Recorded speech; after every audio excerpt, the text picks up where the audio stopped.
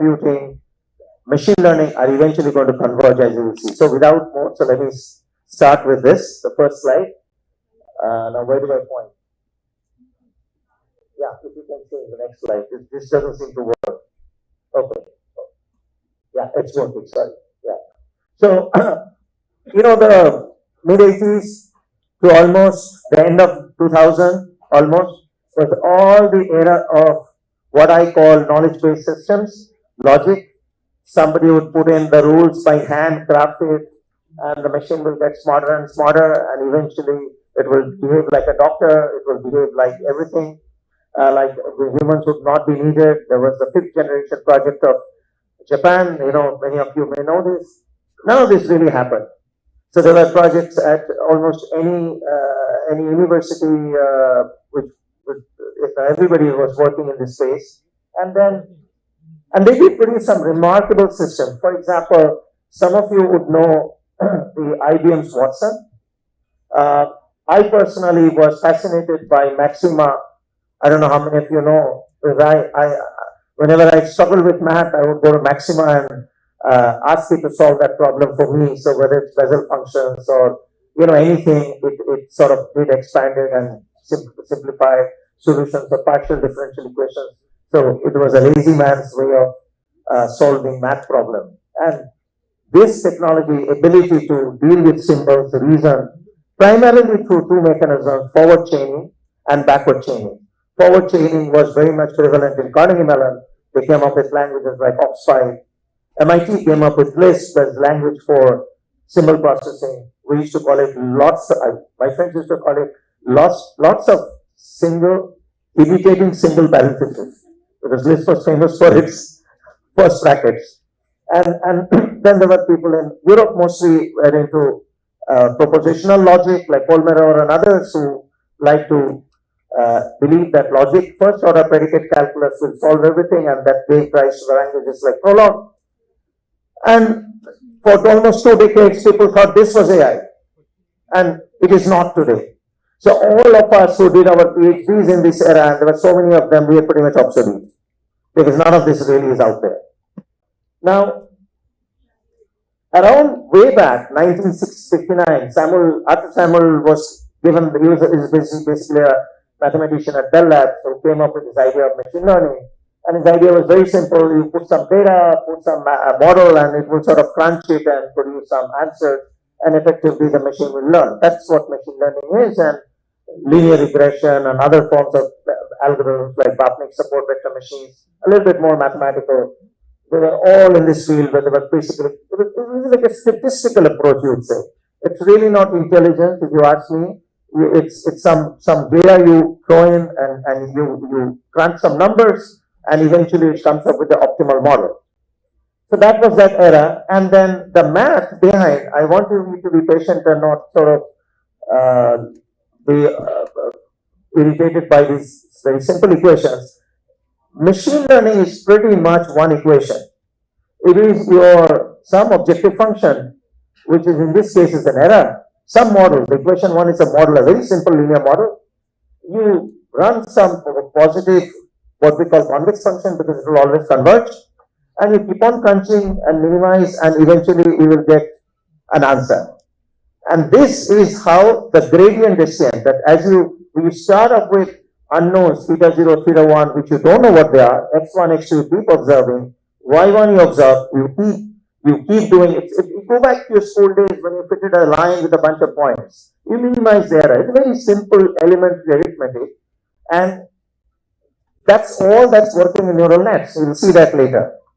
Now, interestingly, and I'll always go back to the brain actually functions like that. It does backward propagation. But let's wait for that slide to see why that is not that simple. But there is obviously a way when we make decisions. If you look at the brain, by the way, is a very complicated thing. There's a prefrontal cortex, there is amygdala, there is hippocampus, it's a zoo, 80 billion cells. So each part of them actually function differently. And here we have a very, very simplistic model which says we are going to regress through this and find a model. So that's the beginning of the machine learning. And not everything is a number. Sometimes it's binary, yes and no. So there we tweak this a little bit to this formula, and for people like what little bit into mathematics will immediately realize that we get to something called log likelihood to force the answer to between 0 and 1. So it's very elementary stuff really. That's all there is to it in the world of ML. Either of these two equations are working, whether it's neural networks, whether it is GPT, whether it is reinforcement learning, whatever you say, machine learning is only classification. Don't forget this one statement. ML is classification, classification, classification. When I say 10 words, what's the next word? It is one word out of the dictionary, which is typically 2000 words that we use. So it's a classification. 2000 classes, you pick one class. GPT, same story. Decision trees, same story. So ML is classification. ML is not intelligence. Okay? Now, let's proceed forward. This is the first part of our discussion.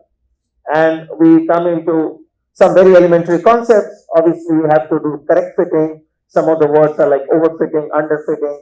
Means that if the model is too simplistic, it will do an underfit. You're trying to fit a circle with maybe just a straight line. Obviously, it's an underfit. Overfit, you get it. You're trying to force a solution. Now, we don't know these parameters. We don't know how many features we need. So how do we know what to be fit? And that discussion will come back to this in the world of GPT and LLM and see how this has become such a huge problem.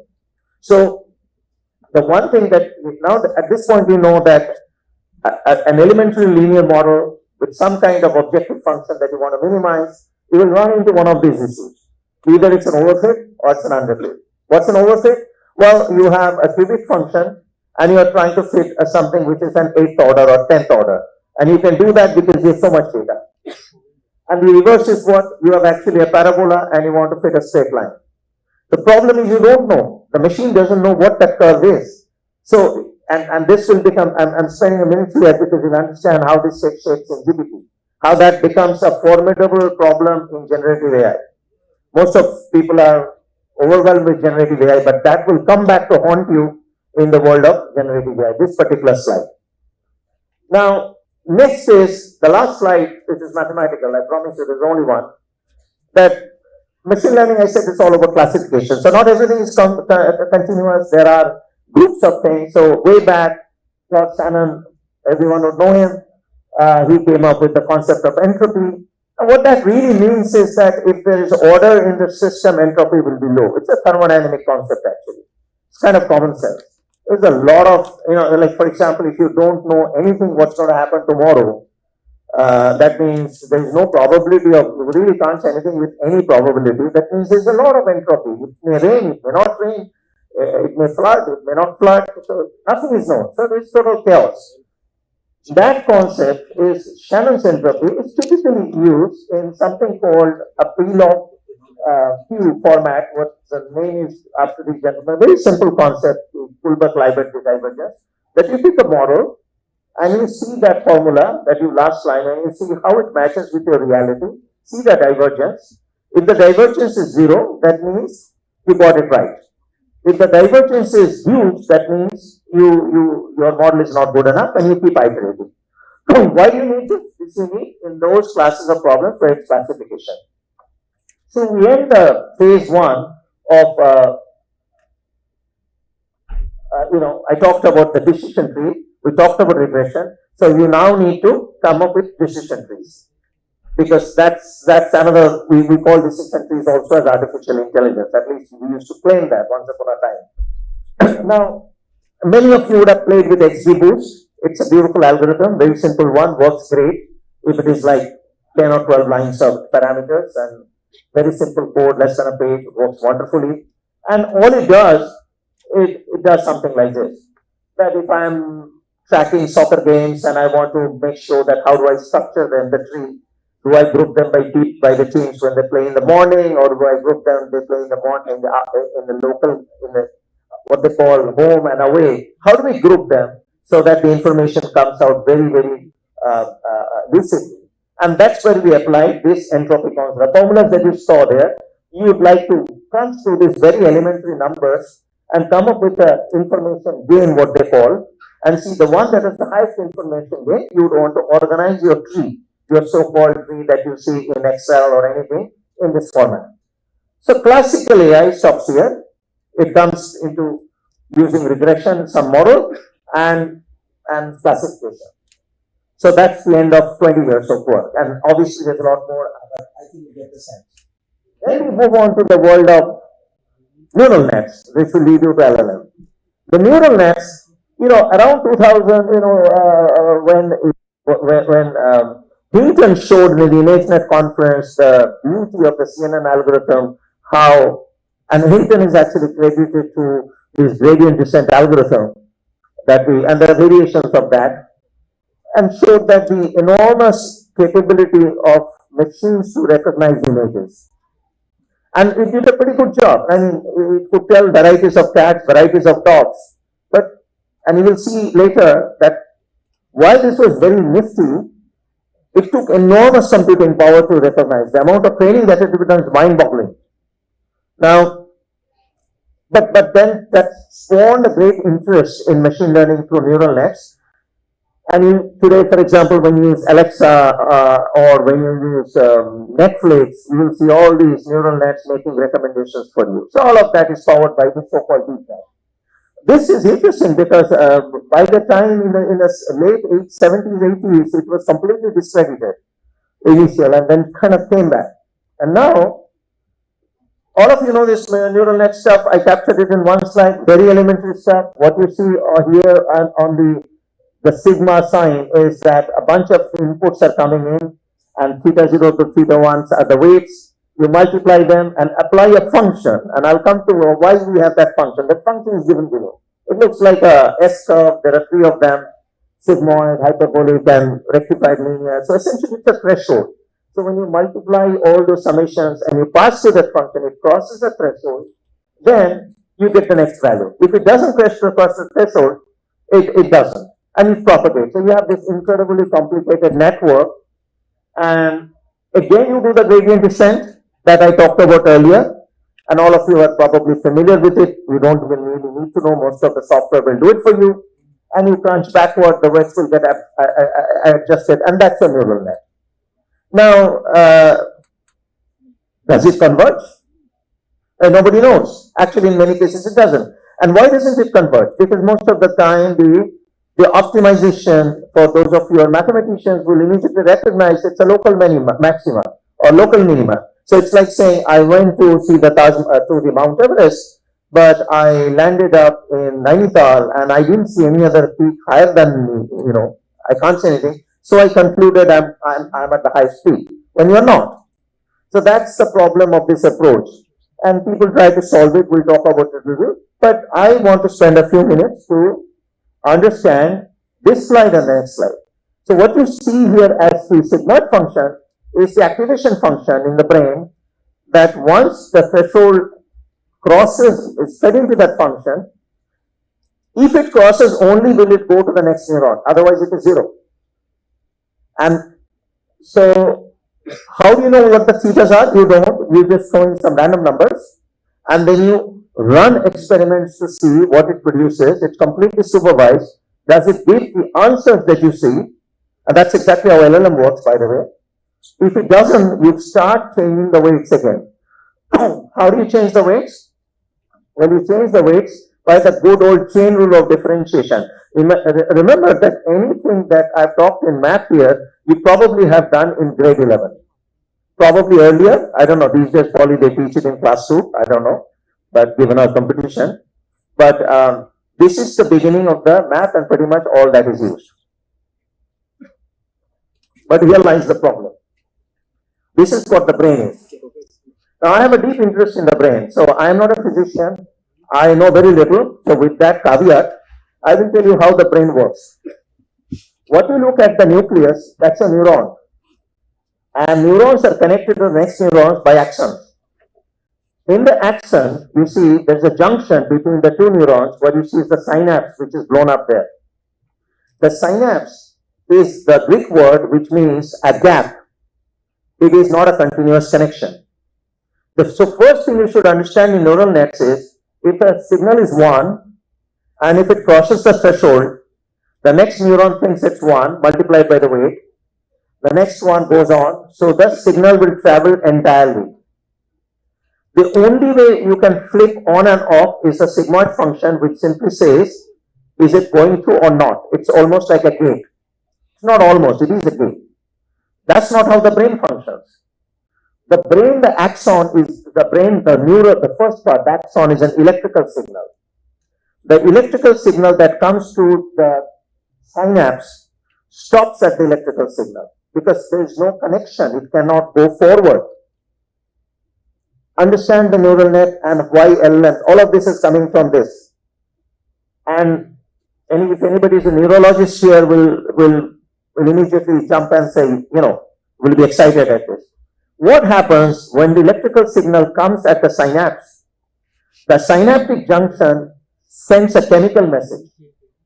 The chemical message is produced by the electrical signals by 1000 plus genes.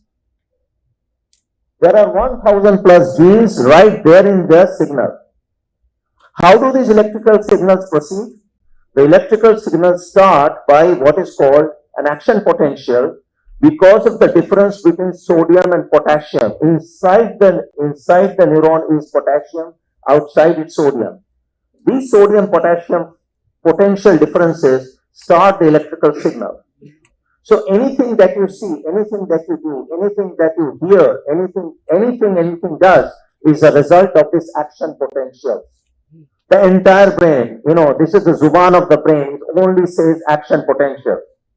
Now the problem is, when the action potential goes to the synapse, how that signal will go out is not a single signal, it's a signal there on the right bottom there, all those fields.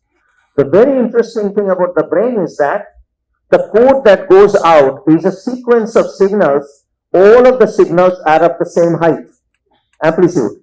But the packing of the signals are different. The amount of information that is flowing out is enormously complex. There are people doing research on that, and I'll tell you how these researches are done. So our model of neuron is an extraordinarily simplistic model where it simply says a signal comes in, it goes out, but that's not what it is. When you hear a piece of music, first of all, your brain, we are making a neural network assumption that the neurons are uniform everywhere. That's not the case. The brain consists of distinct segments as what we know. The hippocampus, the hypothalamus, the amygdala, the prefrontal cortex. There are different parts of the brain. The brainstem is where all the chemical serotonin, dopamines are all generated from that. All of these things are used in the synapse to decide what kind of chemical signals are going. So you will immediately realize that this is a digital plus analog, whereas your neural network is completely digital. So neurologists will tell you what we have produced is more of a caricature, more of a toy, thinking that, oh, this is the brain. And neurologists don't even understand it, by the way. There are 80 billion neurons in the brain. 90% of the brain is water. 10% is actually used. Different parts of the brain are collaborating with different parts. So there is an objective function going on. We don't know. It's not that there's only one part of the brain that's doing the objective function. It's all over the place. We don't know which classes of neurons work together. The neurons differ. And now I think you will understand that the complexity and how this is different. There's a guy called Meganka Sur at MIT who does this, he's an electrical engineer. He does a lot of, I've been following him for a long time. He does work on understanding this, and the way he does that, he has instruments on photoluminescence and high-speed, studies on mice cell. So different parts of the brain lights up. There are videos out there, you can see it. So that's how he's sort of back calculating and saying which portions are working where, what are they doing, and is there a mathematical representation of that, right? So obviously this is way too complicated. And by the way, even before you go to the next step, there are people like Roger Penrose who believe that it's not only these neurons and synapses, but actually consciousness and thinking is part of a lower level quantum processes in the brain's tubules, microtubules. So this is like quantum computing, and I don't even understand that, there's no way to tell it whether it's right or wrong. So obviously one part is that the brain doesn't work the way, like neural nets.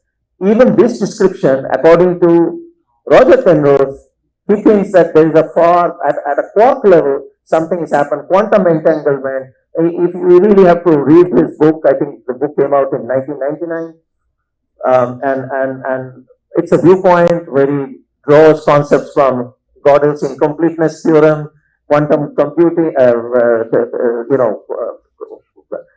quantum physics and brain, and there are people like Max Tegmark who don't believe in it. So I just don't know. I mean, I'm an engineer. This is way too far out. We are not even here. So now you are here. Okay. Now let's continue. So what did the computer scientists do? Well, they did some hacks. We're good at hacks. We said we'll have RNNs. We are going to take the state from one to the other. Basically, all the weights will carry on to the next state. And then they realized that this will be like you deal with sequences. Because earlier neural nets, I showed all the input coming together. Now it will come as sequences. But then we soon realized it doesn't converge. Many of you know RNNs don't converge. They have the problem of vanishing gradients or zero gradients. And so this was given up. Then we did more hacks. We said, okay, there's a smart guy in Germany. He said, you will know, this works actually pretty well. LSTM, long short-term memory, that will have some gates. We introduced self-state and said, we're going to tweak with the RNNs and force it to forget something and remember something and suit. And it worked for a limited, and for example, it's intuitive to you. If you say Ram met Sita, that makes sense. But Ram met Ram doesn't make sense, right? So I will force that through neural nets at a self state to force that whenever Ram meets Ram, no, that's not a valid sentence. So that kind of, basically common sense reasoning. But then also there's another branch of subject that popped up. We can't go into details. Reinforcement learning. A very, very important part of machine learning is reinforcement learning. RL is how I believe the brain works. Now there's different views of thought. Imagine a baby. A baby looks at 3 cats and recognizes the next one is a cat. A machine has to be trained with 1 billion images of cats, 1 million images of cats for it to recognize. So obviously something is very different happening. And the very different is happening is obvious also from the fact that the brain is very slow. A brain works at max 200 cycles per second. Mine probably works much less, but anyway. And a computer runs at gigahertz. Just imagine. But a baby is able to say a cat is a cat within, as soon as some neurons are developed in the head, very quickly. A computer, you keep feeding forever and it doesn't. Why is that? Because of the information content. The content that after the synapse what signal goes out is far more enriching information than what goes out of a neuron in a neural net. Remember, your brain is probably 1 kilo, 80 billion neurons in 1 kilo, which is less than 2% of your weight. Yet, it consumes 80% of what you eat, energy. Fascinating numbers. So, all the stuff that you eat, all the pizza, cokes that we eat is all going to fuel the brain, basically, right? And that's because the content of information that is created is of so high order. Whereas computers are basically doing very simplistic calculations again and again at a very high speed. That's the big difference. So now, we did some hacks and that worked, but then I'll move to the last part because we have time constraint, because this is the part where you probably are most interested in. All of that suddenly gave rise to the world of GPT. In 2017, this Google guy came up with a paper which caught my attention in 2017 itself because of its attention with the title. I thought this is a really weird title for a paper. So it grabbed my attention. So I read it a couple of times. And then I found that actually in 2014, Benjo and one of his students, Benjo from, I think, NYU, and Badano had produced an earlier paper, very similar in the context of translating languages, I think German, where they introduced this concept of, I'll come to that, but what did they try to solve? All of us know that this is a problem of machine learning language. We went to the bank and learned of his bank empty account, after which we went to the river bank and cried. Now, a machine will be completely flummoxed, right? This is the problem of language. And that's why we talked about neural nets, that's why we talked about LSTMs. None of these really work. And people who worked on classical languages like Barbara Liskop and before that Chomsky, and both of them at MIT, they had a completely different approach to language. Suddenly the neural net guys came and said, LLM guys and came, we solved the problem. Did they? So let's look at that, because in these days, if you can't say GPT, you're not very smart, right? So we have to say GPT. So this is what GPT is. GPT introduced a few very interesting concepts. Simple concepts, elementary concepts. The concepts are, these are the last 3 or 4 slides. After that, you'll be a master of GPT and LLM. And you will see that this is now democratized. Everybody in the world can build these things. It's not just big companies with, all you need is a lot of server machines. You have to also, earlier we talked about neural nets being fed data, then we said one after the other. Here they introduced the concept that I will provide positional embedding. That means where do these nodes are, where do these words walk? So he went to the river bank. Every word he went to the river bank in a set of bits will also encode where that word exists in relation to the others. So it's actually a positional embedding. For the first time, they introduced that. They copied a concept from good old databases. Query times key must give value. For anybody who's coming from the database world and a relational database will immediately recognize that query key value are nothing but database concepts. Query dot key must give me the value if I got them right. We'll see how that. Then they use the concept I'll talk about attention, information prevention, and normalization and decoding. Very simple ideas. Let's see how this works or does not work. So first thing, the words that they come in now, they're coming serially. Words are not letters, words are embeddings. All of you know that. There's vector representations of some numbers. What we do, we create 3 arbitrary matrices, weights, neural nets, query, key, and value. What are the weightages of those? We don't know. Arbitrary. The idea is that if I do Q dot the input, whatever is coming in, it is a query representation of that same input. It's not the input, but the query representation.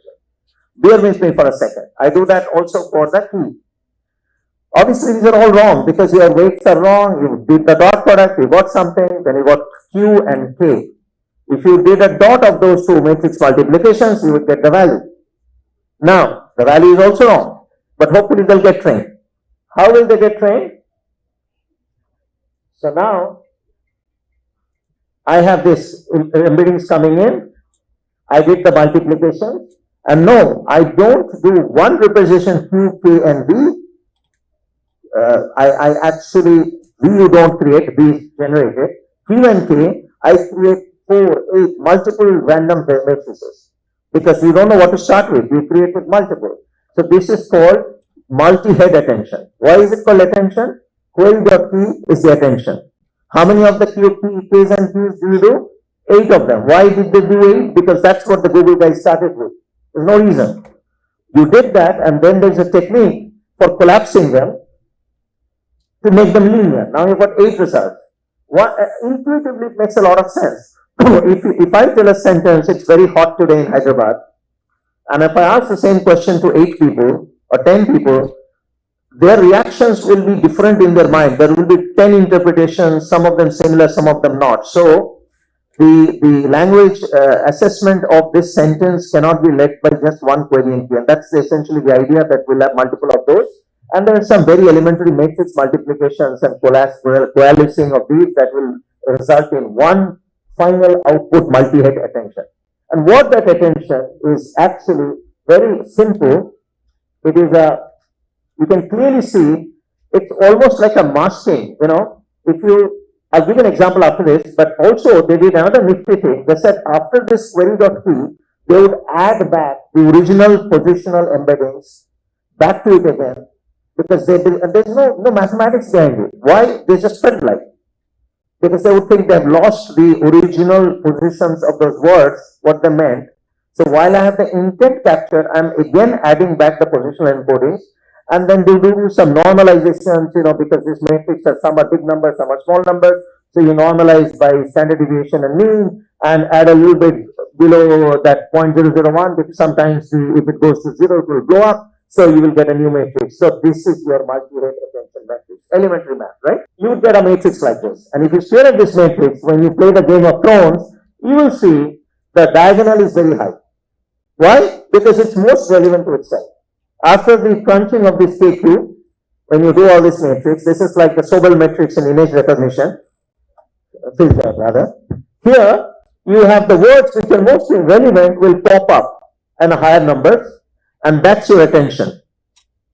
So, for example, the word is pretty much 1 to itself because the word is most relevant to itself. So, when you say play the Game of Thrones, you will say the word the is not so important, so it's mostly 0. But when you say, some word like game, when you play the Game of Thrones, you will see correlation between game and thrones if your query and key were trained properly. So that idea is out there. And then what you do, the rest is very simple.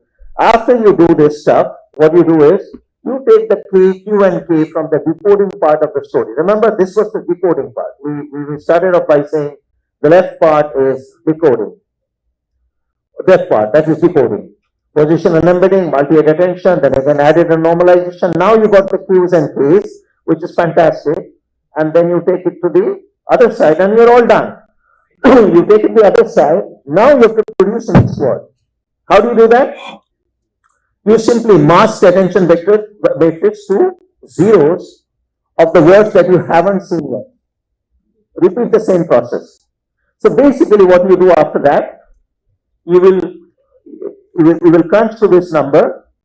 Okay, I'll just stop here and take some questions, but essentially right at that step, after you got the Ks and Qs and you did with the dot product and produce a value and did the same old stuff again here, and eventually at the last layer, you are still doing a softmax, which is meaning picking a word, a statistical most relevant word, and so you now see that there goes your intelligence. It's at the end of it, it's a statistical machine, and it picks up a word. So you feed Wikipedia, it reads one after the other the words. After reading 10 words, it predicts the next 11th word. As long as it gets it right, it continues. If not, it goes back in iterations and keeps on changing. This, by the way, at this point is billions and billions of parameters with so many neural nets all over the place. And so eventually they'll get it right. But now, here's the thing, the last slide of my talk is, So GPT does not replicate human cognition. First thing we should understand. It differs from human cognitive process. It's just a statistical weight of one word with the other words. It's almost like saying, I am going to fit all the curves in the world with one parameterized equation. And anything that you throw at me, any equation, parabola, or whatever, circle, I'm going to take this one equation, which has all these weights, and it will give you the answer. So it is at best a weighted solution to that. Number two is that it will be prone to errors. What we love to say in the industry is hallucination. There is no hallucination, it's an error. It is statistical error coming out from picking a softmax. Remember, at this, then you will understand, GPT doesn't understand what an African elephant is. It knows Africa, it knows elephant. It doesn't understand African elephant because the elephant is the softmax of the previous state. It doesn't understand a Bengal tiger because it knows Bengal. It has seen many times Bengal and then tiger. So it will say Bengal tiger, but it has no notion what a Bengal tiger is. So, but it does jaw-dropping things. That you guys have seen it. And that's because, and nobody knows why. That's the beauty of it. Because statistical, basic statistics will tell you any overfitting will give you bad results. But what is very interesting in GPT is, as you fit more and more data, the results go up, then it goes down, then again goes up, and then again goes down. Why is this behavior happening? Nobody knows. So use GPT at your own peril, but I think you now know the opportunity is understanding the brain functions more, translating into neural networks which mimic the brain really, if you understand that, and add real computational processes, the convolutions that are happening inside the brain, the image processing that are happening, realistic modeling of those things are what will shape the future with the computing power that is arriving at our doorstep. So this journey will continue, and it will be, we just don't know which way it will go. But hopefully, with this I'll stop, and I know I'm over time, but hopefully this was interesting for you. If there are any questions, I can try to squeeze in a few. It is not a language model, it is a statistical grouping of words, and if it has seen many of such examples before, it is likely to parrot it. Think of it like your African grey parrot. It hears 10 words, it will say the 11th word, but it doesn't understand what it means. That is something you need to keep in mind. Thank you, Dr. Jaideep. That was quite a heady mix of mathematics, biology, quantum physics. Sir, Jaideep, sir, you kept saying this is all elementary. That only served to remind me that I'm poor at all three subjects that you're touching upon. No, but thank you for this wonderful opening keynote. Well, now we'll head into the first panel discussion. The panel discussion will be on open source and AI. The way forward, again, open source needs no introduction as to why you are doing this panel discussion. But let me invite the panelists onto the stage. I'll start by inviting Mr. Nagarjun Maladi, Vice President, Tech Mahindra, a huge supporter of Swecha and open source software. Nagarjun Nag Maladi, as we call him. Might I invite Rajendran Kaushik, Principal Architect, AWS. Thank you, Kaushik. Thank you for coming over here. Ranganathan, Ranga, I call him, co-founder, CTO at Everest Engineering. I would have been surprised if that reaction did not come. Ramesh Yoganathan, a person who needs no introduction, a huge advocate of open source, has been an influential figure in the startup ecosystem in Hyderabad, currently a professor at Tripoli, Hyderabad, and is involved with the CIE. Ramesh. Might I invite Amit Kumar. Amit Kumar is a senior director at Salesforce. Thank you, Amit, for coming over here. And to moderate the panel, might I invite Kaushik Katrapati, who heads data practice at DigiQuanta. DQ is one of the AI/ML partners for this conference. Kaushik brings in more than 18 years experience with working with data and other things. I have a small request to make to the panel, Kaushik and the others. So we hear a lot of all these big companies pledging towards open source, like Meta, Facebook, everyone pledging towards open source models. But while all of these companies are pledging that they are open source, we have a basic problem, right? We don't understand, or like there is no clear definition of what is open source AI. What is your take on open source AI, and who can define it properly? Please. Thanks, Kaushik. Good morning, everyone. First of all, I'm a firm believer of open source myself personally, and even when I started my career, I remember developing frameworks even before the microservices world. I was building something similar to that, and I open source entirely. So again, let's just take a simple stand of what open source is, right? It could simply mean a way of a developer or a contributor sharing their source of information or a code or whatnot with limited or no licensing arrangement or whatnot. So basically, anyone can flexibly or freely use that source of information. It could be a code, it could be data, it could be anything for greater good. So if you really look at why open source is a popular topic now, if you look at why developers love it, our customers from Amazon or AWS, our customers love it. One, it accelerates innovation because you don't have to start from scratch. For example, today if you want to build a model, you don't really start from scratch. You have lots of pre-trained models available in several hubs and whatnot that you can actually take, fine-tune the model, and then you take any project, like for example, you take Java, JDK, and many other things, right? You are able to take advantage of them and innovate faster too, right?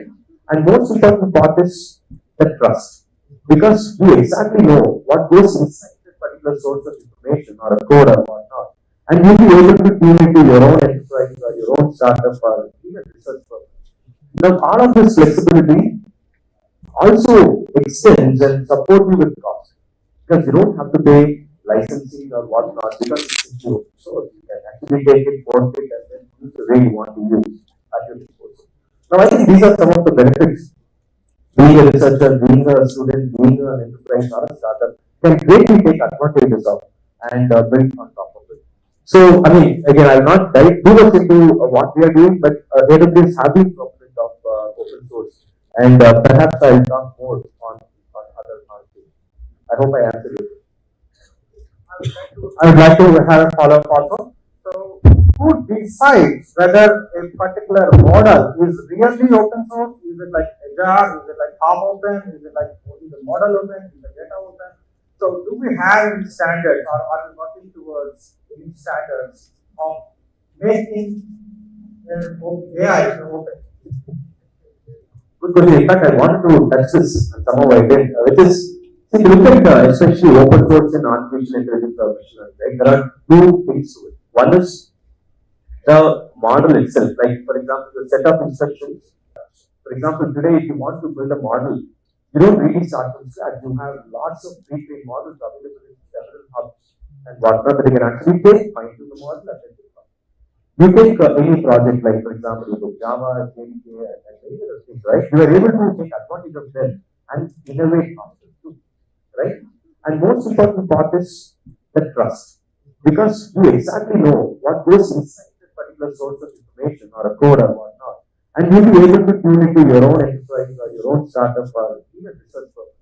Now, all of this flexibility also extends and support you with cost, because you don't have to pay licensing or whatnot because it's into open source. You can actually take it, port it, and then use the way you want to use at your disposal. Now, I think these are some of the benefits being a researcher, being a student, being an enterprise or a startup can greatly take advantages of and build on top of it. So, I mean, again, I will not dive too much into what we are doing, but AWS have been proponent of open source, and perhaps I'll talk more on other things. Who decides whether a particular model is really open source? Is it like Azure? Is it like half open? Is it like only the model open? Is the data open? So, do we have any standards, or are we working towards any standards of making AI open? Good question. In fact, I wanted to touch this and somehow I did, which is, see, look at especially open source and artificial intelligence or machine learning, right? There are two things to it. One is the model itself, like for example, the set of instructions that trains on your data and then infers on top of it, right? And the second is the data itself, like on what data it's trained on, whether that data is an enterprise data. For example, I can simply take the whole algorithm, it could be open source, and train using my enterprise data. Now, that doesn't mean that the whole model can be replaced for all open source purposes.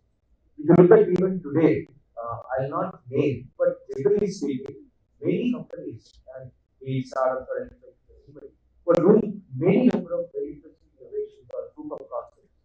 But for them to go to production, the problem is the models, not only a source that needs to be open source or at least a license that makes sense to them.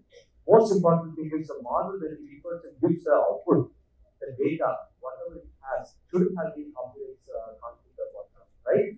So, to go back to your question on who can do this, I think obviously the contributor, whoever has actually contributed to the open source, should be transparent enough and say, okay, based on what data the data is trained and whatnot. So, I mean, again, from Amazon's standpoint, the models that you build usually come with something called we identify our customers from using such models.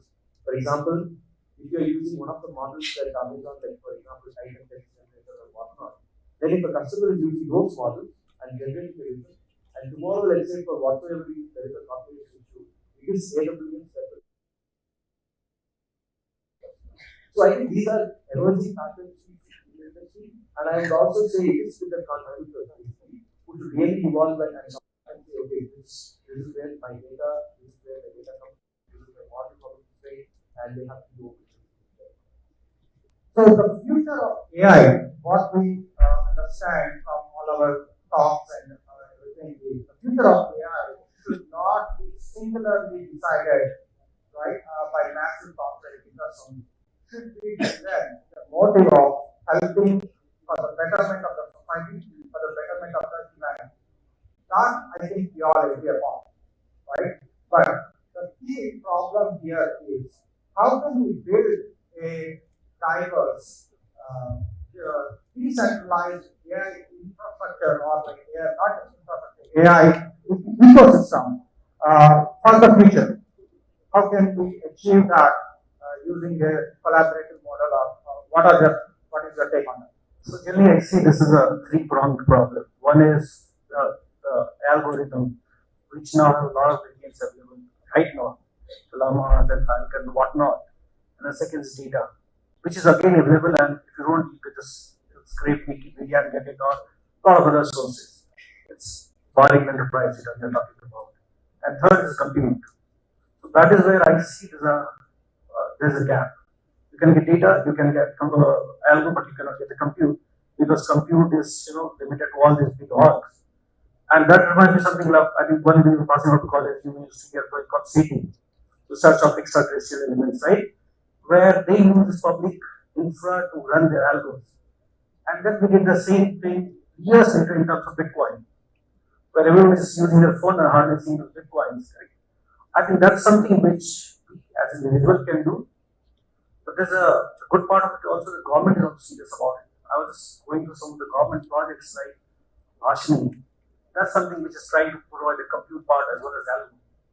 Then you have different states or individuals also, like we're talking about Tamil Lama.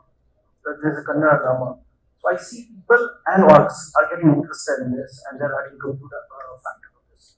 I'm seeing it's very positive direction. Again, it's for all of us to contribute to that. And Bitcoin is not the only shiny thing. This is the one. Why people are going open source? I think first thing on the AI aspect. I think one thing I am personally, again, it's a strong statement, is that let us take all the companies, right, corporates. They are building up all this AI and like that, like crazily going on dimensions. And if you see all the research comes from universities and then eventually come to, like they don't have like resources or like the computing power, which comes from corporates. Now the merger at some point is coming up and then they are like trying to produce models which are like right now, like close to 361 billion kind of parameters. It's like really, really huge models, like really scary ones. The thing is, assume that the corporate hold on to itself, right? And a few more corporations are holding on this stuff within themselves. I think it comes to a point where like right now nobody is realizing the perils of it, but sometimes like somebody wakes up and the government says like 3 weeks back, the European Union said like, hey, you know what? AI has like an act right now. That's the first time somebody came and said AI has an act. They worked on it for 3 years. They came with like absolutely beautiful rules. Like within the first version, it's like really good. So they're saying like, what are the sources you're turning up? You need to be very open about it. So they're like really good points. The point is that could have come any point. Now, assume that corporates are holding on everything within themselves. There is like a point where like they are having a commercial value, but some of these acts will just stop them from doing what they are doing. So there is like an obligation which may be a reason why somebody is doing it. Like we don't know. Like that's one reason. The second one on the governing factors on like how to stop or like manage that. I think one of the aspects that I personally feel is there should be like the third party agency. Like for example, like let us think like all the countries are formed by themselves and then like they're all sovereign states. They can do whatever they want, right? Like nobody's coming and telling them, oh, you can do this, you can't do this, in AI you can do this. But in AI it's very strong, right? See, assume that it's like a, like again, because there are students to understand it's very easy, like assume that it's a nuclear bomb that the countries are building.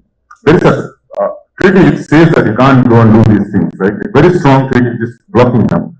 But that's at nation level. It's not at a privatization industry level. So what's stopping them is like maybe even or like a group of countries coming together and stopping it. So eventually, I think right now that it's not there. But there's a governance model that will come up which is equal to an event for like AI, and that treaty like that's the first version of EU, but a lot of other countries should come out in a strong way that like it's managing the governance that strongly. Yeah. Again, we would like to revisit that point of governance. I have a follow-up question on that. But before going there, I would like to ask Mr. Ramesh Lornathan here regarding, we see a lot of these big corporates having collaborations with IIT Bombay, IIT Hyderabad, IITs, like doing a lot of AI research with a private and public partnership kind of a thing here.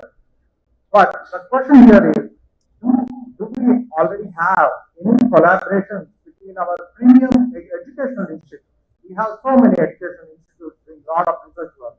Do they collaborate themselves, within themselves, in developing a larger data model? And what does it take to have that as a proof of concept for the larger private audience, private enterprises to come together and see, adopt that model in their work culture? So, the academic institutions do a lot of work, and there are funding agencies, especially government these days, is asking for consortium proposals. Right? A lot of consortium projects where they expect 2, 3, 4, 10, 15, 20 institutions to come together, right? And they're realizing that while each institution is very good and can do a lot of work with themselves, but if they don't bring the power of all institutions, the scale cannot happen. But it's very hard, very, very hard. I mean, I will refer to Bashni. It's a project where, like, its predecessor form earlier, the Indian Languages Technology Mission, or Technology FO, what's called Project, I think, had 10, 11 institutions, leading institutions, all the old IITs, ISC, Hyderabad, and such. 10, 11 top research institutions, language space, that engaged for almost 15, 16 years. Lot of research work came out, zero solutions came out. Right, and so then the ministry realized and then tried to do a few other things for a couple of years, and then in 2021 conceptualized this Bashni project, where now the project is supposed to get tangible solutions in the field. More than 2 years since it started, and still there's some solutions, but not as much and definitely not as fast as anybody would like, as the government would like. So these are institutions that are research institutions, very socially minded already, right? Academic institutions are social in nature, research institutions are social in nature. And academicians are social in nature, especially when they say no to kind of fancy industry jobs and they take up academics. They have a very strong social and societal mindset. But while the intent may be there, execution is very hard, right? How do you get multiple institutions to collaborate? Even government is able to do it only by making it a funding requirement. If it can happen, if we can figure out models where, so which is, there should be a shared purpose, shared interest, which has to come a little bit more organic, right? When we talk about, I mean, we try to do this for international collaboration, but the same thing applies here for domestic collaboration. But the only thing in domestic collaboration is faculty know each other very well. A lot of peer-to-peer collaboration happens. Like two institutions collaborate because two professors know each other well, they make up a joint project. So that way, if we take UPID, probably at least half our professors have projects that they're collaborating with others because of their own connections. And then there are others that do it because the funding mandate is that you have to be in a consortium project. But when they don't have a natural collaboration, what happens? Technically, there are 10 institutions collaborating, but they're working on 10 very independent parts. So in effect, there is no collaboration. It's like, it seems like a collaboration, but they're just broken down into 10 independent parts, and so again defeats the purpose, right? The idea is that like sum of 10 parts should be much more than 10. Here at best it is 10. What does it take from a governance or a government perspective, policy perspective? Does it help you to have more enforcement? I think, see, we have this thing, right? If you have a battle cry, that aligns people, right?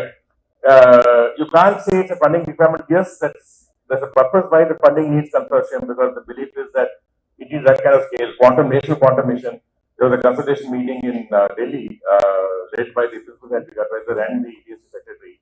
Every research group in the country that's working in quantum, about 60 of them, were there in that room. 400 people in the room. You name it, and that institution had 2, 3 people from the institution in the room. Phenomenal, and they want to. They're finding ways. They say quantum, especially, it's not something we can do unless we align all our forces, completely aligned. They're finding it very hard. I mean, like, again, these are institutions like, I'm not from the space. I accompanied the professor who leads our quantum effort, and he knows many people. Like, everybody in the room knew at least 10, 15, 20% of the other people. They're that well known. Quantum world is not such a big world.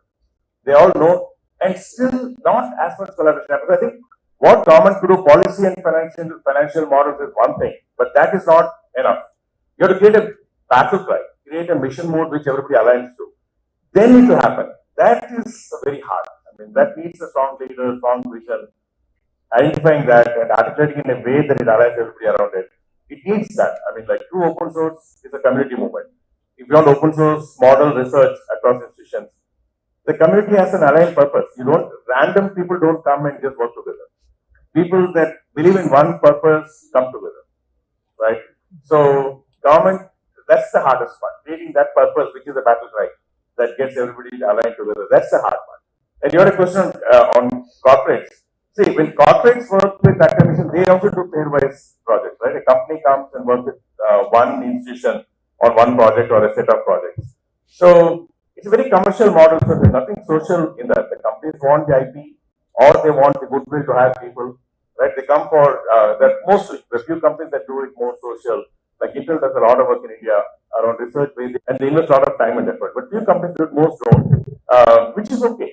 I think at the end of the academic institution, a company comes and funds a project, we value it very, very highly enterprise because it's a real world problem with real world data, right? Real world perspective, real world domain knowledge coming in with funding.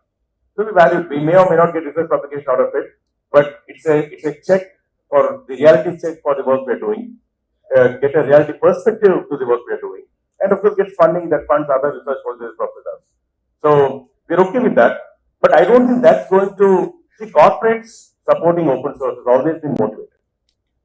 It's a proxy market war that they find. So that's not a good thing, Jither. The very standard model, which is okay. Knowledge is open, but the commercial use is not open. Free is a different thing. Free and open source is a different form. That's not very common. And when a corporate supports open source, there is motivation, and that motivation is generally not good. So let's switch gears here, and then we see that okay, there is a lot of push for AI from the corporate, all the industry leaders, and everyone is pushing, saying that they are adopting AI within their organizations, and then they are saying they are enabling AI for their betterment of within the organizations.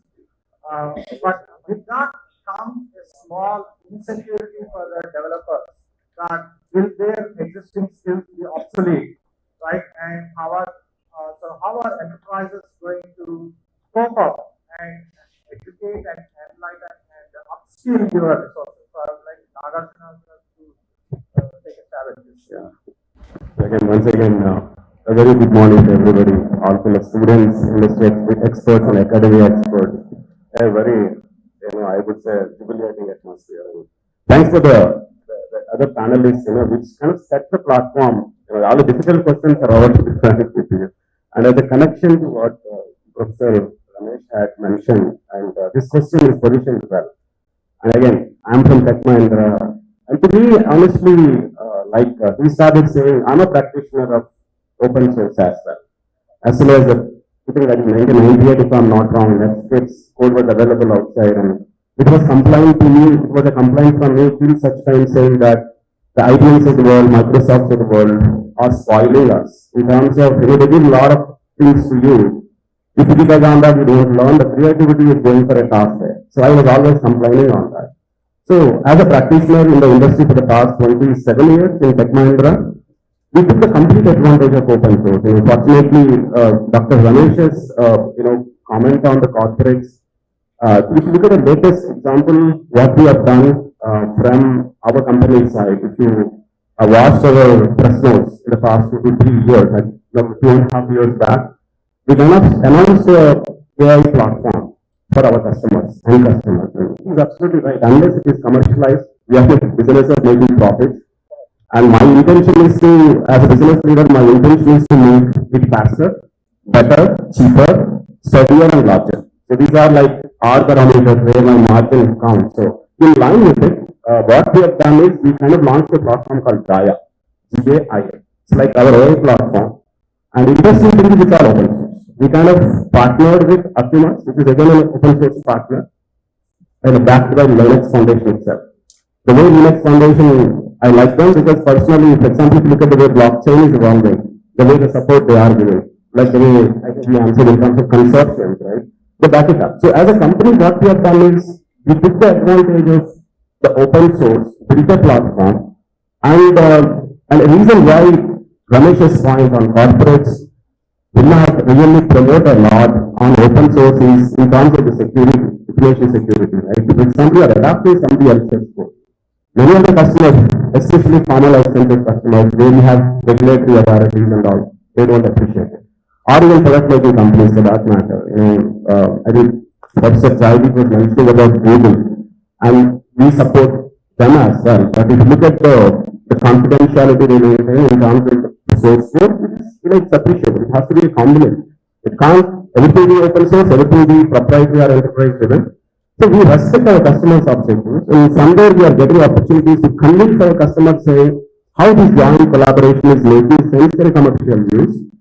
Again, going back to faster, cheaper, better, steadier and larger. We are achieving their commercial purposes. At the same time, we are giving a solution in faster time with better results, more productivity. That is working out. And this is happening for a while. I still remember, some of these facts are, you can Google search it. Apache, if I'm not wrong, it is most used web server, right? About 60 to 70% adoption.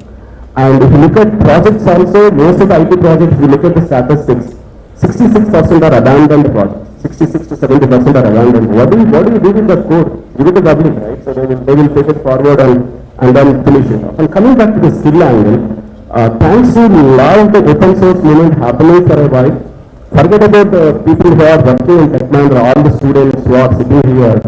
Thanks to that open source movement, we call it as MOOC, right? Massive Open Online Courses. Even Stanford courses are available to you. Pick it up. Like the concept, knowledge was available. Dr. Ganesh was mentioning about it. Knowledge was available. A real problem with AI, professor's session, Dr. Jaideep's session in the morning, if I tell to the students that among the 8 to 9 slides he presented, 80% is coded, they get the motivation, right? If, for example, if I have to code all those algorithm matrices and all that, they feel it's very complex and difficult. No, it's not. 80% is coded. We pick it up from there and take it forward. That's what MOOC is selling. From a student community, who are our future engineers? Basically, they also should learn about the individual dignity that they can take at the table, right? If I think in a productive way how to utilize open source right from their college days, using MOOCs, practicing, understanding all open source platform, coming to a company like us, end of the day, you may be basically owning an idea to get a product which India would like to get in. The services versus product, right? Your revenues will be non-linear. So that's what, in my opinion, it's positioned well.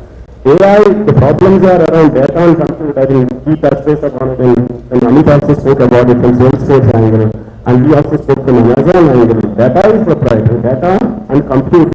If we solve the problem in terms of crowdsourcing on an open source way, I think we are positioned well for this wave also. It is not new to India, right? We've been solving these issues for a while. In my opinion, open AI, collectively, I'm sure we will definitely make it happen, in my opinion. So, I think if you look at it, like say all the academic knowledge by and large is published, right? It's one level of open knowledge. So even academic knowledge, like if somebody were to license, they have to, we have licensing terms and such. The paper may be public, but IP may still be owned. Open source, what is out there, like any of the open source projects, it's like public knowledge, right? Like you said, it's available, a group of people for whatever reason went and created, and you could use it, leverage it the way you want to leverage. And then commercially using it is the next level, right? Even if it is an open source, sometimes it comes with license terms. So it's okay. Everybody has their own motivation to do, like some want to build the same thing commercially, some want to build just for fun, build it as an open source. But once the knowledge is available, it's up to anybody like Nag, like you said, for a project, they will choose what's available out there, right? It could be a paper that they take and build, it could be an existing framework that they use, it could be a commercial product. At the end of the day, they have something that they need to build. Now, where a platform like this can help, right, very significantly help is the social problems. Social problems, like if we're trying to create low resource languages, the work that all these lectures started, it's going to be very hard for any commercially driven initiatives to fund it, because there are not enough commercial returns. But the social returns are huge. I think those are places where probably open source is the only way, community-led open source, the only way to do it, which may result in IP that could be commercialized maybe, once it is done. But the initial funding, nobody's going to come and pump money like OpenAI got to build for low resource languages, which most Indian languages are low resource, digitally low resource languages. And the others like public health or any of those areas, agri, you've been talking about agri, Rachel has been talking about, those are areas where commercial forces will not come and fund because it's very hard to figure out a model. So I think open source community-led is a place where, those are places where it's absolutely necessary. Because nothing else will come, and governments find it very hard. They're trying to do many things, but they're finding it very hard. The results that Switch has already got in the last few months, I think it's a strong indicator. I think keep that momentum on. We will solve for the nation what Bashini is finding it very hard to do. As a community, it can be solved. Yes, Ranga. Actually, you have answered my next question. How can we push for start AI adoption? That's my next question. So Ranganathan, please, if you can also Sure. Yeah. share So your viewpoint. I think I'll start with the answer and then I extend it here because both are very well connected. First thing is like let us take the point of industrial revolution, right? Like when it happened, I think one of the things, just think, right? Like when machines all came, people are like actually drilling railway rails, right? And then suddenly machines came and everyone was scared like, okay, my job is gone.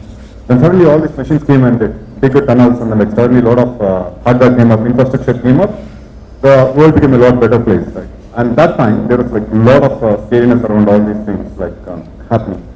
The second thing is like there's like simple example, right? There is this 1984 the great manure thing where like the first used to put a lot of manure on the New York streets and then they used to put a lot of remove all of them and when cars came in it removed and then the whole problem was over.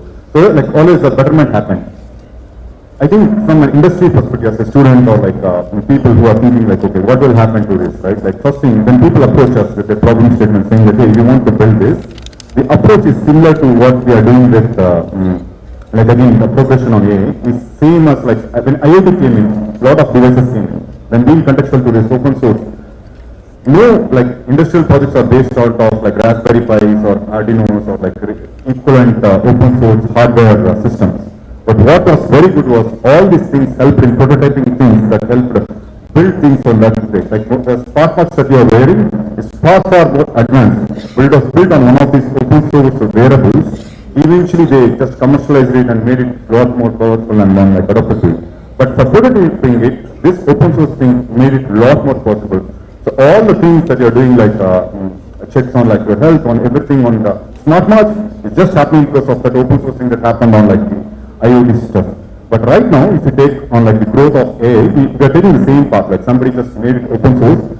Again, it's like this open source thing in AI is a bit arguable because like what are this open sourcing? Are they open sourcing the model? Are they open sourcing the data on which they trained it? Or like both of them together? Nobody is doing all of them together. So there is some commercial angle, but still like if it is used in a particular way, the adoption of this will be like having these machines together, they are doing a journey together. But also like at some point, till now, like human intelligence has been like a lot more advanced than like machine intelligence. So it's very rare like where they were like in specific tasks they were doing it, which we call like a narrow based task or narrow intelligence. But on like general intelligence, people are like always like right now or afraid that it will overtake us and what will happen after that. Like so there is like recursive relearning and those kind of things which scares us, but still the evolution happens. Nobody is going to stop the red button. As I said, like once we come back to governance, there are like points in which we need to discuss, which will make that happen in a like a better way. That is fantastic. So Amit, if you can, I would like to understand what are the open source contributions from your perspective, from like Salesforce or like whatever your companies are doing for open source contributions. I would like to, for our audience to know more about, details more about that. Please, market traction, they get the community which supports and the innovation, what it does upon. Innovation happens very fast the moment you open source. For example, I know that Salesforce open source Flip, this is for image to text, the text to image, and then this XGen, which is LLM model. So, and then you see examples, just not limited to Salesforce, Meta has Llama 2 also, and now this week I think Elon Musk announced that Grok also will be open source. So what's happening that we are getting a lot of these models which are telling you how to do that. And the great news for the audience here is that you figure where to use that, what problem I should solve with that. I think that's an opportunity, and that way you'll get the skill and then you'll get a use case. I think from AWS, I think we've been one of the most open and when it comes to open source, nurturing of the whole open source ecosystem and also embracing open source technologies. If you even take technologies from relational databases or whatnot, what we have done is we have taken the simplicity of open source and added our expertise in managing the infrastructure. If you look at some of our offerings, greatly embraces open source, like for example take Postgres, MySQL and whatnot. We took all those open source technology and put like our expertise on top of it to give a highly scalable and also kind of affordable infrastructure for anyone to innovate on top of it. Now that's from the compute and general perspective. Now I'll talk two perspectives on our contributions. Now, when it comes to Amazon or AWS, we've been actively contributing to projects like Babelfish. Even if you look at AML like MXNet and whatnot, we've been actively contributing. So much so, like even the father of Java, who is James Gosling, is actually part of Amazon AWS, and who is working on projects like. So we've been developing several, for example, free real-time operating system when it comes to IoT world, and Babelfish for like database world, and MXNet and Kubernetes and whatnot, right? We've been actively contributing. Now, when it comes to the execution or use of such tools and techniques, right? So in AI, when it comes to that, so we have an initiative called Registry of Open Data on AWS, which is called RODA. Now, in RODA, you can actually, we host a lot of open source data, open source data. For example, UK Biobank some time ago released 100,000 whole genome sequencing data. And we are the hosting partners. Like we took the whole data and we hosted on us and then hosted on the RODA platform and then share it. Like this, if you go to RODA, there are like number of data sets that are available for anyone to freely use and work or build any model on top of it.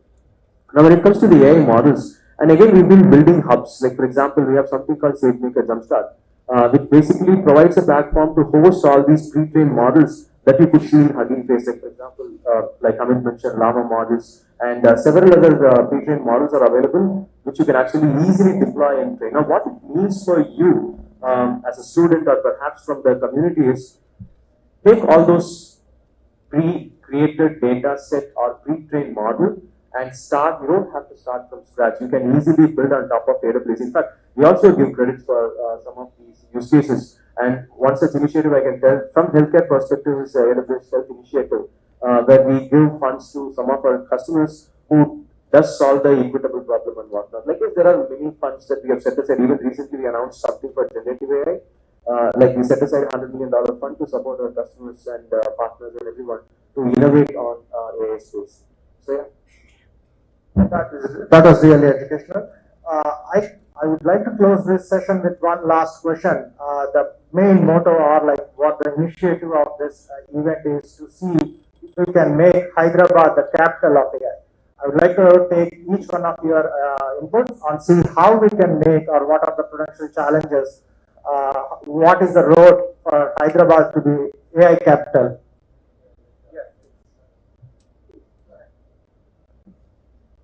I can start probably. Yeah. So I think I was from Hyderabad. I'm from JNTU, like so a lot of things. I'm from Tripoli, Hyderabad. So a lot of things together with Hyderabad.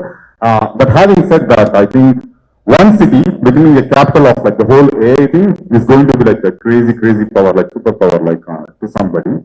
But what I think I can suggest is like governments relatively, like again, like as I said, like somebody took an AI act from Germany or like sorry Europe or other places is good, but like from India we can become like pioneers, like in starting the governance model and then acting on it. I think nobody, as far as I know, has like a serious model there, where like Hyderabad comes and says, you know what, like we are forming this consortium, and then this is going to be like the first one of like the first version of the draft, and that will put like spot on the map in India, like far ahead of other cities. Yeah. I think there have been many attempts in the last 6-7 years, right, to put Hyderabad on the national AI map, and it's okay. Some success has happened, but I think what can really we need to think much bigger. It's not an incremental. I think the initiative that's being taken up now through the Svecha efforts, right, to create a very large platform. When I say platform, I'm talking about its most broadest form, which people, processes, systems, right, volunteers, energy, the battle cry. There's a battle cry here, right? I mean, like if you could get the Telugu ASR created, right? And I think there's an opportunity to see, like yesterday, 2,000 people in the room, right? Yesterday, all day, and more than 1,000 people here today, second day. I think if we rally around this and amplify what we just already started, right? And say like we create, and they're all social problems, by the way, right? We talk about agri or morning ranks of problems in public health. These are all social problems where this is the only way to do it almost. Either government should do it or community should do it. And government has its own priorities, like, so they pick what is the most important thing at that point.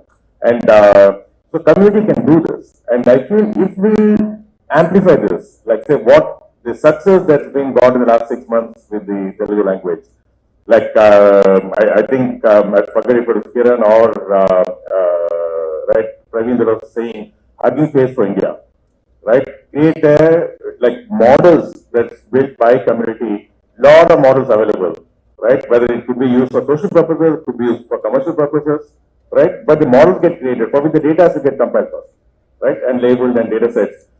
I feel we should take this up in a mission mode, rally all forces, right? Whatever support from companies available, get other communities, academic institutions, significantly amplify and accelerate. And if you can get, like the many initiatives, like there is the AI for Bharat, there is Bharat GPT, many initiatives, I don't believe they're going as fast as, like given the forces behind it, the people, the thinking and the funds, it's going nowhere nearly as fast as they could. So this could be an opportunity to show that it's possible as a community to do it. I feel that's going to put us on the national map, nothing else. That will put us on the national map. No, I thought it would take, but somehow Ramesh's points are very resonating to what I'm thinking. Actually, the sense of urgency is in, I feel that actually.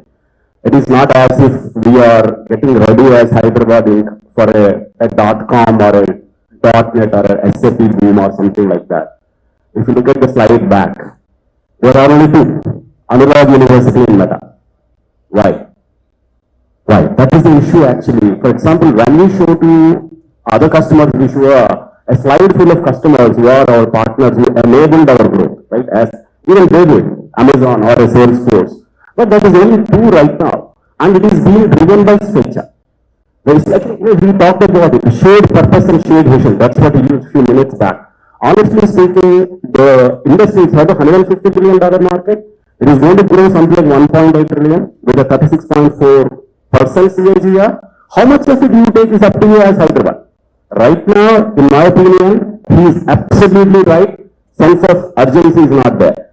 Why am I telling? As Hyderabad we can do. If you look at the COVID situation, earlier it was like a 5 to 6 year to invent a molecule and a vaccine. March 23rd is the date in 2020, lockdown is announced. January, you have a vaccine in hand. That means as a team we can do it. As a team we can do it. But we are not doing it is a problem, in my opinion. But really greatly appreciate the kind of efforts the Svecha kind of organizations are doing for ganging everybody together. It is not anymore a luxury or a nice to do. It's a must-have thing going forward. In my opinion, the educational institution should come for the supply side.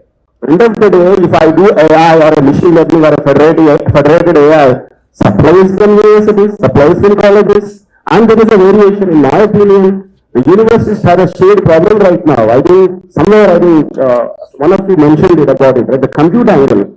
You had a great model. How do you deploy?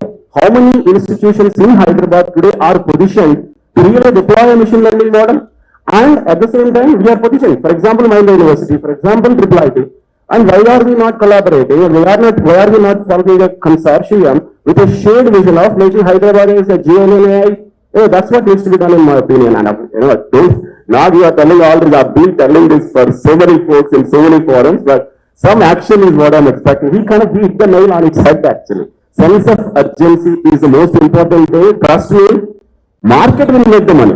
Amazons of the world, Googles of the world, Salesforce of the world, Tech Mahindras of the world will make money for sure. That $1.8 trillion money will be made. Is it Hyderabad? Is it Chennai? Is it Bangalore? Is it Pune? Is it Mumbai? Is it Noida? Is a question. It is our share to get it back. I'll count on my support on anything that we do in Hyderabad actually. So that's what I reflect. Thanks for the platform you already said. So just to condense your thoughts, right? I mean, I agree to all the points, and what I believe is three P's. I think one is purpose, and then partnerships, and finally policies in that order. I think what made Swechha and other initiatives possible was purpose. I think there was a clear-cut definition of what anyone wanted to achieve. I think, let's say, to go back to your question on Hyderabad, I think Hyderabad should have that purpose or a vision narrated, following which we should have partnerships. This is where all these universities and private, public firms can actually come together and work towards the greater good. And like he really quoted a very good anecdote about COVID success, right? I mean, it is possible. And finally, policy. trust me, I think policy sometimes is an enabler, sometimes is a blocker, but truly, in my opinion, I think the right policies at the right time will enable the whole ecosystem. So I would say you solve these three, I'm sure we can realize that potential of AVPs.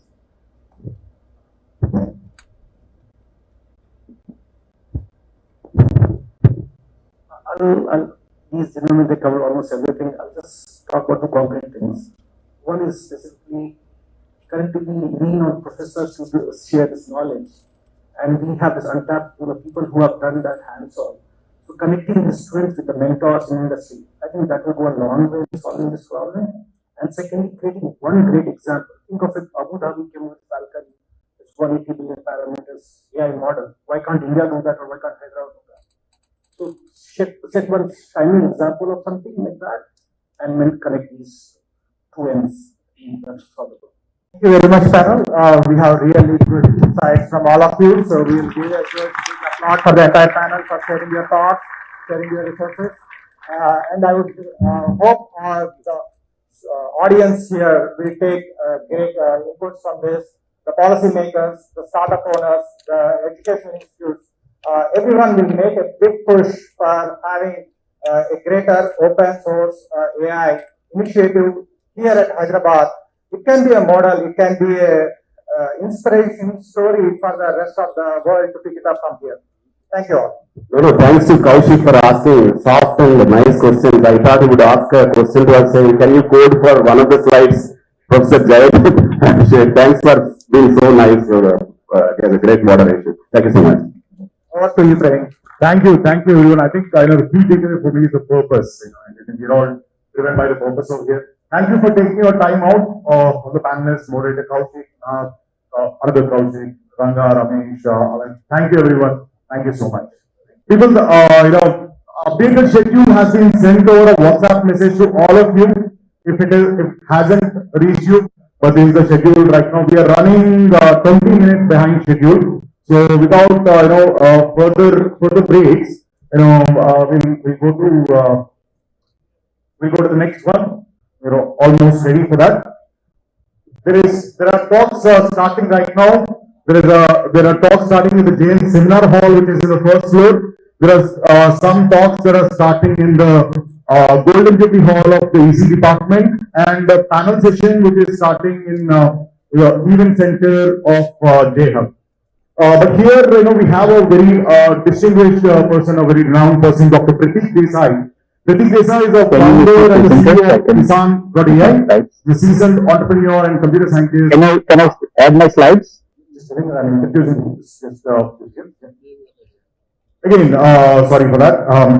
And he's a computer scientist, founder CEO of Kisan.ai, and it's quite late in the night for him, and he has kindly agreed to stay up for us. And we requested him for a brief talk. Over to Dr. Pratik Desai. I'm Pratik Desai, founder and CEO of Kisan.ai. I hope you guys can hear me. Just let me know if I'm audible, so I can continue the presentation. Naveen, can you confirm? Thank you, Swechha, and the team for inviting me for this presentation. I hope you guys are having a good time. And the topic for me today is about using AI in the Indian agriculture ecosystem, and how we have been working to bring AI, the latest technology, in hands of the farmer. And our goal is to divide this knowledge gap that has been kind of widely the reason behind how the agriculture in India is kind of traditionally one of the backward in terms of digitization. So just start with my own journey. So I grew up in agrarian family. Generations I remember we were in agriculture, and I grew up on farm, helped my father, and knew the first hand all the problems that farmer faces, and very much aware of what's going on. But then I moved to US for my master's. My father took one of the biggest risks in his life, taking a loan to send me to US, and then I've been working in doing my higher education. I work on solving sensors, robotics, and then move to the AI to solve the knowledge extraction problem. And after that, I moved to Silicon Valley, and really I have been part of multiple startups, the founder or founding member, and we did develop some amazing technology. Like so, one of the problems that we tried to solve was using real-time analytics on social media. Then we also worked on building wearables, which was pre-Apple Watch, and our objective was bringing intelligence inside the wearable devices. And the last startup was in automotive. Again, my role was to build the AI-based intelligence system for the cars, just like how Tesla has over their updates and data analytics. We built something for the regular cars, the company that acquired. And at the same time, I realized that it's time for me to start working to my roots, like the people I'm associated with. And there was a time in 2019 I decided to start a company called Tutori in India. And the objective was to build AML application, high-tech tools that goes directly inside the hand of farmers